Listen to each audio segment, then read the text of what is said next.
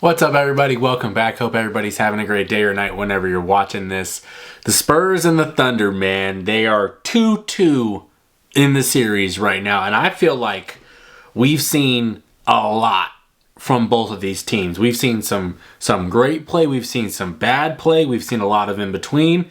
And we've seen what really, to me, is the clash of the Titans. This is the two best teams probably in the league, I would say, going at it, going toe-to-toe, dealing with injuries, dealing with a lot of different things. And I want to break down the series so far because, you know, it's 2-2 right now. Granted, when I'm recording this, there's 5 minutes left in Game 4, but the Spurs are up 22 points. I think they're okay. I don't think they're going to pull a Cavalier. So there have been a lot of great plays, a lot of great players in this series. I think SGA, you can go with the foul stuff. I'm not really going to dig into that. I think he's been phenomenal. When you just look at how the games have played out, he's done everything that the team has asked him and more in order to win. In order to win 2 games, I kind of want to talk about how I actually want to do this. Guys that have performed or how they've performed, and guys that haven't performed.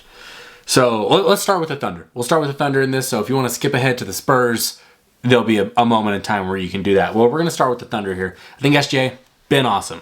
Been really impressed with what he's done. I think him handling the double teams and everything largely won them games 2 and games 3. He figured it out how to kind of get the open guys the ball and how to make quicker decisions, getting the ball in space. That was everything that I needed to see from them. He did it. Perfect coaching, perfect execution. I think I'm not going to talk about J-Dub. He's really been injured. You can't really grade him. He's only played a game for the most part. So I can't really go into J-Dub. So Chet, I've been massively disappointed in Chet in this series. It's just, once upon a time, there was Wemby and Chet convos. This shit is just not even close at this point. And I just, when J-Dub goes down, AJ Mitchell goes down, you know, I'm kind of expecting, you know, a lot of guys are going to have to step up. But I'm looking at you. I'm looking at you like you were picked top 3 in the draft when you came out. You were, teams were tanking for you. You were in these conversations. I need you to show up. I need 20 and 10. Every time you catch the ball and you see Wemby and you look the other freaking way and you're like, I'm not going that way, that chalk it up to an L. That's playing scared, and I can't stand that because you're over 7 feet tall. Impose your will. The other guy's doing it. You should too. So this is kind of a rant, but he's pissed me off in this series. Like, my hopes for him, for what he could do, he's just been so far below. So far below, and I don't think I'm the only person that'll say that about the Thunder with him right now. I think Chet has been largely unimpressive in this series. Another guy that I'm going to flip the script on here, Jalen Williams.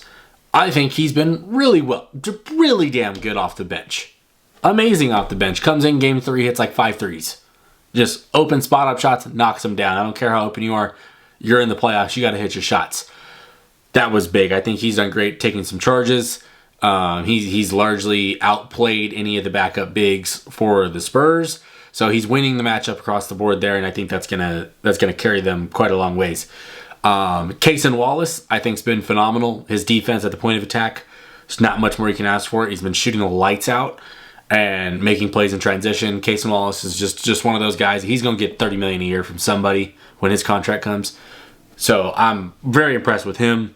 Alex Caruso, Laker legend. The man has been on fire. Game 4, I don't even know if he scored. I don't think he scored. But the first 3 games, the first game for damn sure, kept him in it. And you get a 30 ball from Caruso in a playoff game. I don't know about you, but I would expect to win that game. Obviously they didn't. But he's played so good in games 1, games 2, games 3. He's one of the most impactful players they have on the team. So he's been awesome. I would say he's been super impressive in this series. AJ Mitchell, a little bit hard to gauge because he does not play in game 4. Game 3, I don't remember if he played game 3. I can't remember.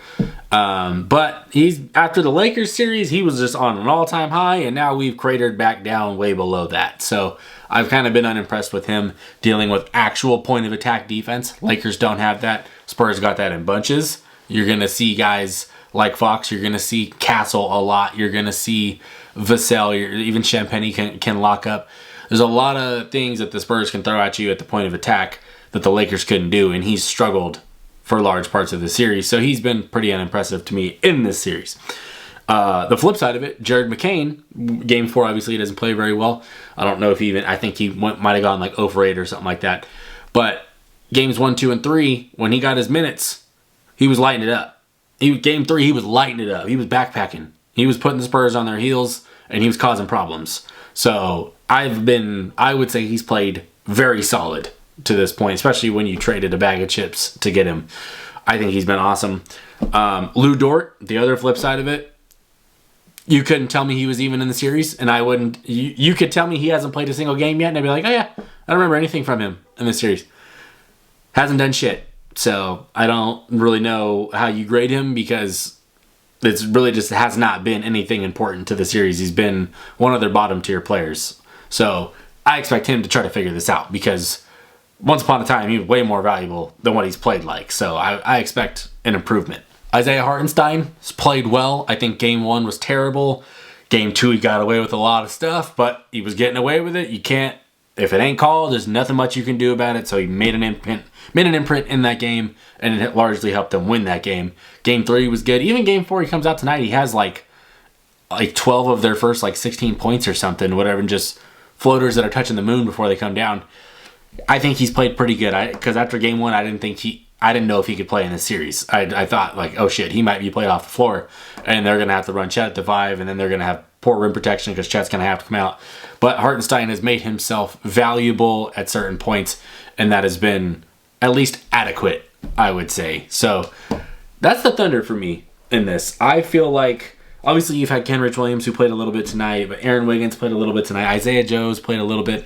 They really haven't really played enough for me to give you how important they are to the series, because it's just not a big impact to be able to do it right now. So you look at these guys. The Thunder bench has destroyed the Spurs bench. McCain, Jalen Williams, Caruso, those guys have lit it up. They're other than an SGA, they are a massive reason that this series is at least 2-2. Because if their bench hadn't shown up in games 2 and 3, or even game 1, 2, because Caruso went crazy, this series would look a lot different. So that's a championship pedigree kind of bench. That these guys have been here. I thought game 3, that was a game they won because the bench. They had the experience. They outplayed it. So the Thunder had some highs, had some lows. It's a 2-2 series against a team that anybody, I don't care what you say, this is going to be a rivalry. These teams are too young and too full of talent to not see each other again at some point. So I think the Thunder, 2-2, I think you could take that for how things have gone so far.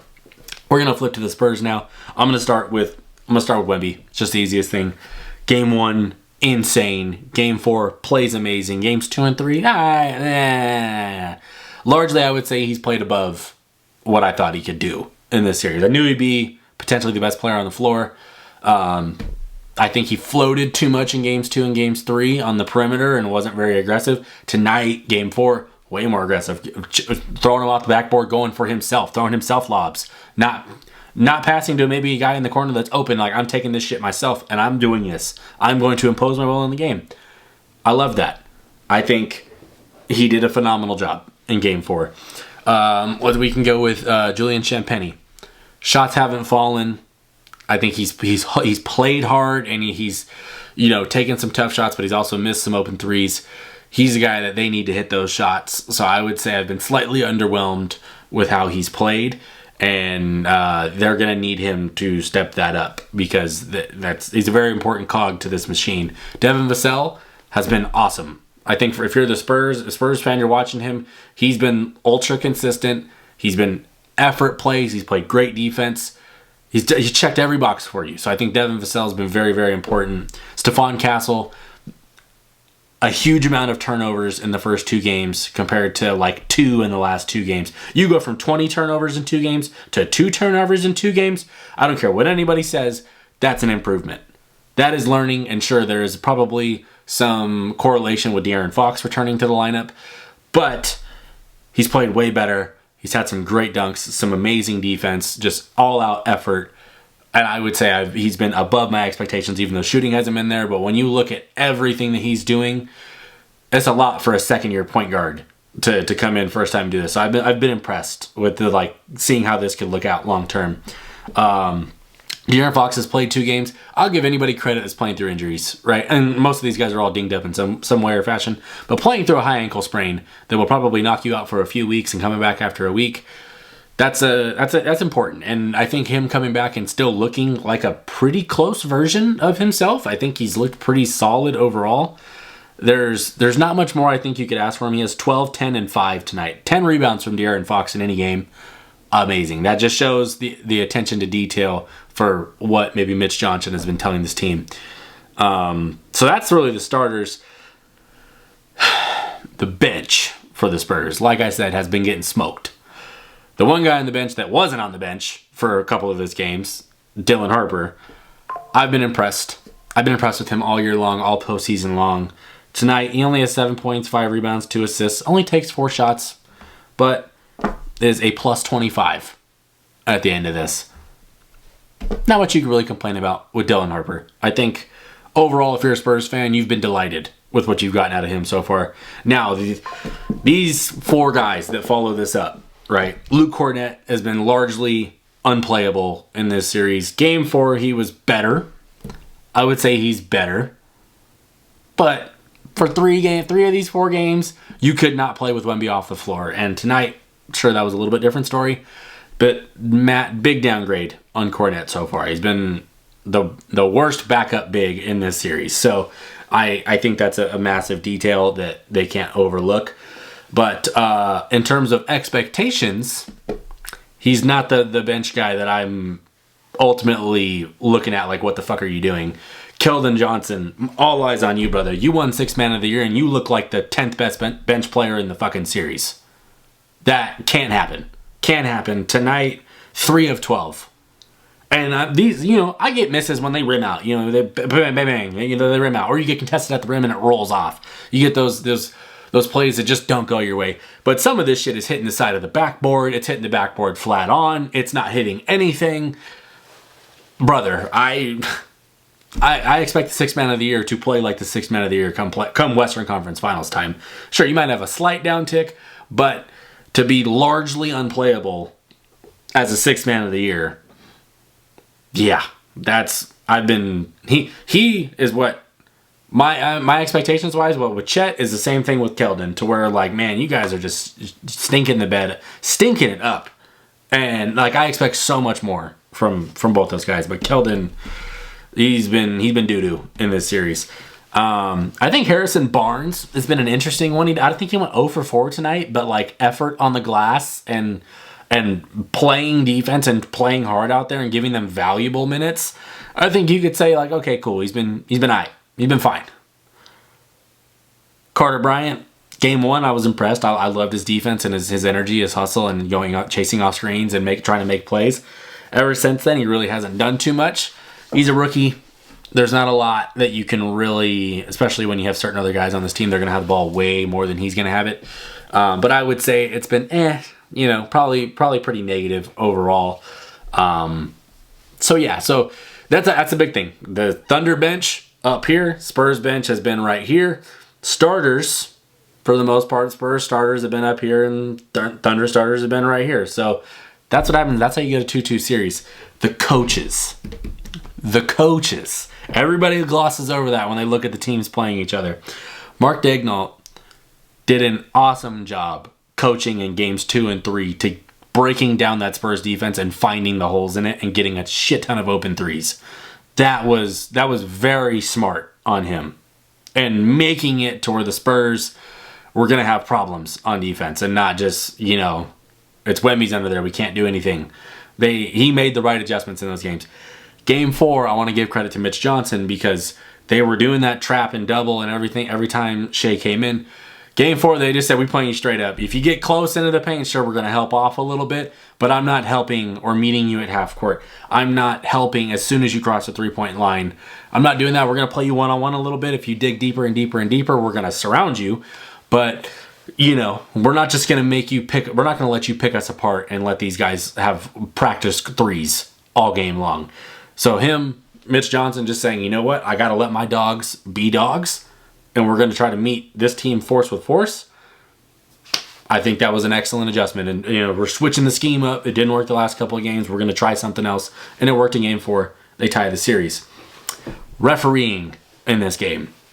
I thought the refereeing in game 1 was cool. Didn't have a problem with it. I thought the game was called pretty well. Game 2, I thought the refereeing was ass.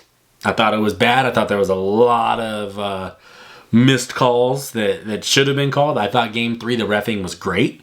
I didn't have any issues with it for the most part. I thought, the fouls that were called were fouls. I thought that the refs largely did not take over the game and put one team out or put one team ahead.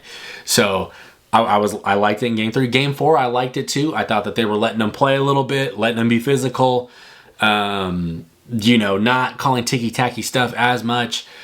So, in my opinion, you've got in this series 3 games that were reffed pretty well, 1 that was pretty terrible.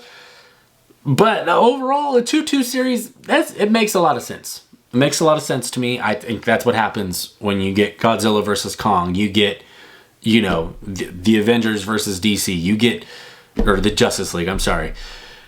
This is what happens when you get 2 great teams. There's going to be people bitching and moaning. There's going to be people on both sides saying that they hate the other.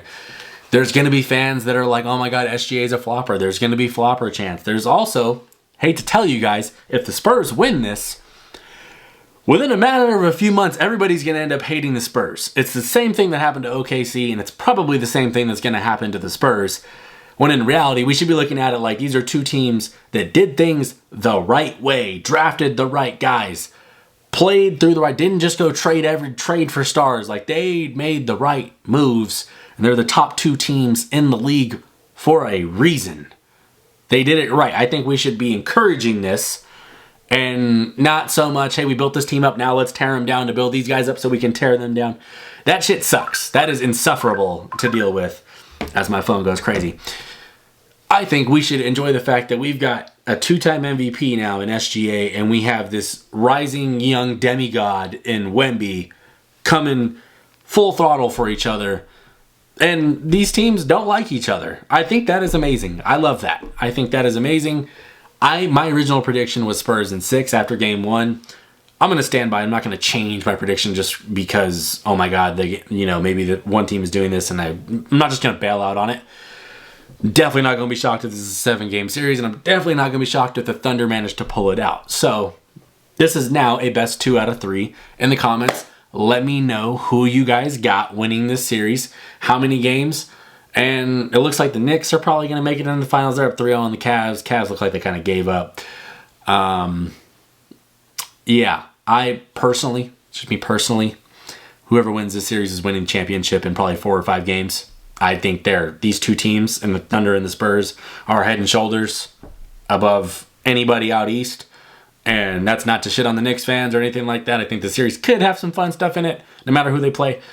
But this Thunder-Spurs series is largely the championship to me. So if you disagree with that, that's fine. Let me know in the comments. If you agree with that, of course, let me know. Like the video. I don't care. But if you're new to the channel, please subscribe. You like this kind of content. Click the like button on the video, as I just contradicted my fucking self. So that's fun. But yeah, that's all I got. I'm done. Peace.